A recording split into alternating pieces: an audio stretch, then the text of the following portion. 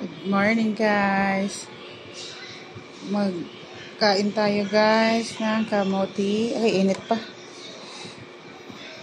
Kamote guys. Tapos spam ang ulam. Tapos meron tayong tea. This one. Yung ating tea.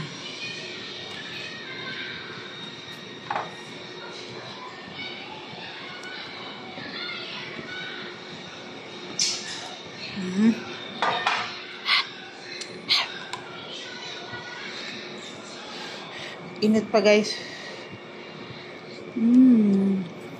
Init pa. Lang nga guys. Meron naman, tipid din naman sa bigas.